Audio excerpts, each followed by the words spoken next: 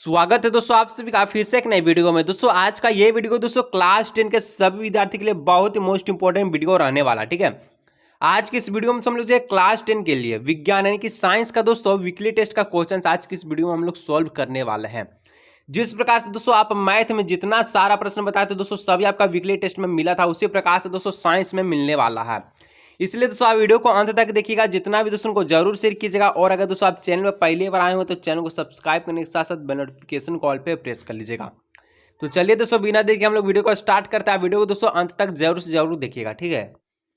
तो दोस्तों आपका साइंस का जो है वीकली टेस्ट का जो पहला प्रश्न दोस्तों कहता है एक इलेक्ट्रॉन पर कितना आवेश होता है, ठीक है। तो एक इलेक्ट्रॉन पे दोस्तों कितना आवेश होता है यानी कि कितना जो चार्ज होता है एक इलेक्ट्रॉन, ठीक है, आवेश उसी को बोलते हैं, ठीक है। तो एक इलेक्ट्रॉन पे दोस्तों हम लोग जानते हैं 1.6 इंटू 10 का पावर -19 कूलम चार्ज यानी कि आवेश होता है, ठीक है।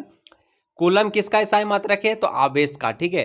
तो एक इलेक्ट्रॉन पे दोस्तों 1.6 इंटू 10 का पावर -19 कूलम क्या होता है आवेश होता है, ठीक है। तो ऑप्शन नंबर ए हो जाएगा इसका राइट आंसर, ठीक है। कोई भी दिक्कत होगा नीचे कमेंट करके जरूर से जरूर बताइएगा।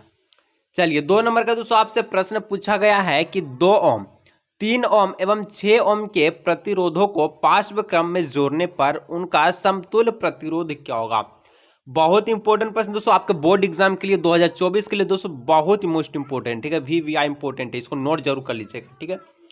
देखिए यहाँ पर दोस्तों क्या बोला 2 ओम, देखिए ओम को दोस्तों हम लोग जो इस प्रकार से इंडिकेट करते हैं, ठीक है। और आपका 3 ओम पूछा है और आपका जो 6 ओम पूछा है। अगर इसको हम लोग जो तीनों प्रतिरोधों को पार्श्व क्रम में जोड़ें तो इसका समतुल्य प्रतिरोध कितना होगा।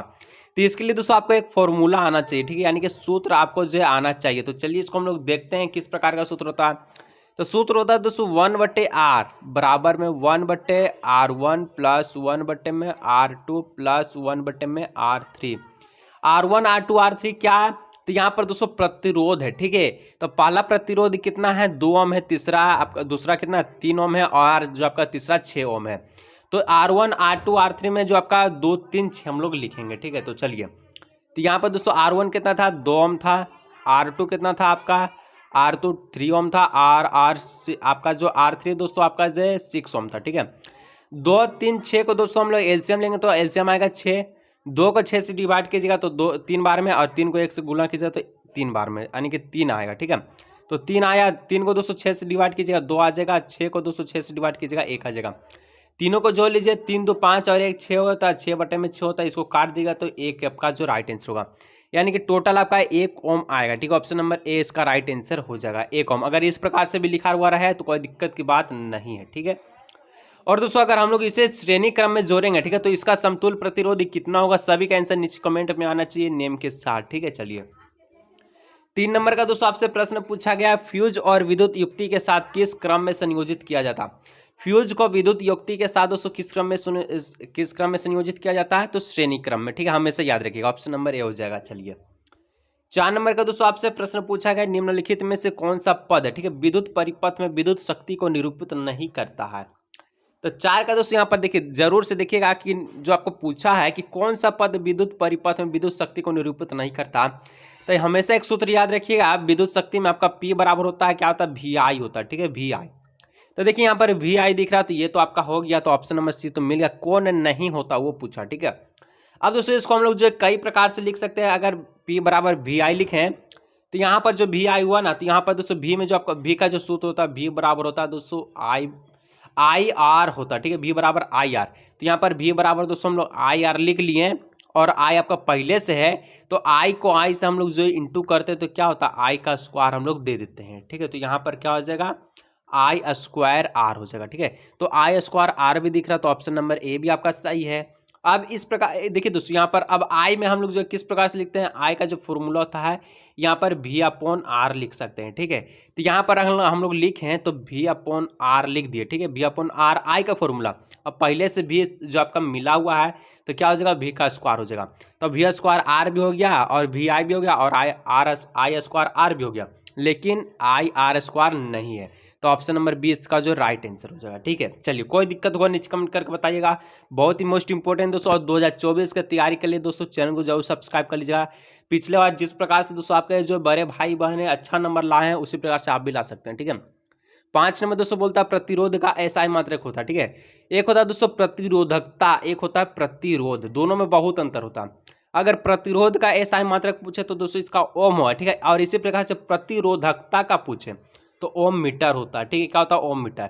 ये दोस्तों सिंबल होता है ओम का, ठीक है। तो यहाँ पर ध्यान रखिएगा, जो आपका प्रतिरोध पूछा तो सिर्फ और सिर्फ ओम होगा इसका right answer, option number C. चलिए 6 नंबर दोस्तों आपसे पूछा विद्युत चुंबकीय प्रेरणा की घटना है। तो विद्युत चुंबकीय प्रेरणा की जो घटना है ये क्या है, ठीक है। तो देखिए कुंडली तथा चुंबक के बीच अपेक्षित गति के कारण कुंडली में प्रेरित विद्युत धारा उत्पन्न होता है, ठीक है। तो ऑप्शन नंबर सी इसका जो राइट आंसर हो जाएगा। चलिए 7 नंबर दोस्तों आपसे पूछा है विद्युत धारा किस यंत्र से मापा जाता है। विद्युत धारा किस यंत्र से मापा जाता है? तो दोस्तों विद्युत धारा हम लोग जो है एमीटर से, अब विद्युत धारा को हम लोग इंडिकेट करते हैं आई से, इसको हम लोग एमीटर से मापते हैं। और विद्युत धारा का एस आई मात्रक होता है, क्या होता है? एम्पियर होता है, ठीक है। तो हमेशा सभी प्रश्न जो बोलेंगे उसको याद रखिए आप। विद्युत धारा का एस आई मात्रक जो आपका आई है, इसका विद्युत धारा का एस आई मात्रक एम्पियर होगा, ठीक है। और इसको आई से इंडिकेट करते हैं और इसको जो हम लोग मापते हैं इसका नाम है अमीटर, ऑप्शन नंबर बी हो जाएगा, ठीक है। चलिए 8 नंबर दोस्तों आप देखिए, जो प्रश्न हम आपको बताएं कि प्रतिरोधकता का एसआई मात्रक क्या होगा, अभी हम आपको बताएं। प्रतिरोध का तो एसआई मात्रक बता दिए ओम होता है, लेकिन प्रतिरोधकता का क्या होता है? ओम मीटर होता है। चलिए तो यहाँ पर ओम मीटर ऑप्शन नंबर ए दिख रहा है, ऑप्शन नंबर ए हो जाएगा राइट आंसर। अगर इस प्रकार का भी लिखा हुआ रहा है तो उसको टिक करना है, ठीक है। चलिए 9 नंबर दोस्तों आपसे पूछा चुंबकीय क्षेत्र रेखाएं चुंबक के किस ध्रुव से प्रकट होती है। तो चुंबकीय क्षेत्र रेखाएं दोस्तों चुंबक है, ठीक है। ये आपका उत्तरी ध्रुव से प्रकट होती है और दक्षिणी ध्रुव पर क्या होता है? समाप्त होता है, ठीक है। नॉर्थ से प्रकट होकर साउथ पे आपका समाप्त होता है, लेकिन ऑप्शन नंबर ए इसका हो जाएगा राइट आंसर। 10 नंबर दोस्तों आपसे पूछा है एक कूलम आवेश में कितने इलेक्ट्रॉन होते हैं, ठीक है। देखिए यहाँ पर दोस्तों एक फॉर्मूला याद रखिएगा, क्यू बराबर होता है एन ही। क्यू क्या है? तो ये इसका कुल आवेश है, एन क्या है? तो नंबर ऑफ इलेक्ट्रॉन को दर्शाता है, ठीक है। तो देखिए यहाँ पर जो क्यू है दोस्तों ये कितना है? 1 कूलम है, ठीक है। बोल दिया है 1 कूलम है, तो 1 कूलम हम लोग लिख लिए, एन को एन लिखेंगे। और 1 कूलम पर जो कितना इलेक्ट्रॉन होता है, कितना इलेक्ट्रॉन चार्ज होता है? तो 1 गुना, अभी हम लोग पहला प्रश्न को देख रहे हैं, 1.6 इंटू 10 का पावर माइनस 19 कूलम आवेश होता है, ठीक है। तो कूलम से दोस्तों कूलम को कट गया, अब हम लोग एन निकालेंगे तो यहाँ पर जो एक ही आपका ऊपर में आ जाएगा और 1.6 इंटू 10 का पावर माइनस 19 आपका नीचे चल जाएगा, ठीक है। अब इतना आपको ध्यान रखना कि 1/1.6 इंटू 10 का पावर माइनस 19 आया, ठीक है। तो अब हम लोग इसको लिख सकते हैं दोस्तों 1.6 इंटू 10 का पावर माइनस 19 लिखे, ठीक है। अब जो माइनस 19 है ना, इसका हम लोग जो सिंबल यानी कि माइनस को हम लोग प्लस में करेंगे तो इसको ऊपर ले जाएंगे, ऊपर ले जाइएगा तो इसको लिख सकते हैं 1.6, ठीक है। और यहाँ पर 10 का पावर 19 ये प्लस में हो जाएगा, ठीक है। जो इसका जो है सिंबल बदल जाएगा। अब दोस्तों देखिए यहाँ पर पॉइंट में है, पॉइंट को हटाएं तो ऊपर एक 0 दे देंगे, तो नीचे बचिएगा क्या होगा? 10/16 बचिएगा, और इधर हो गया 10 का पावर 19 हो गया, ठीक है। 10 का पावर कितना हो गया? 19।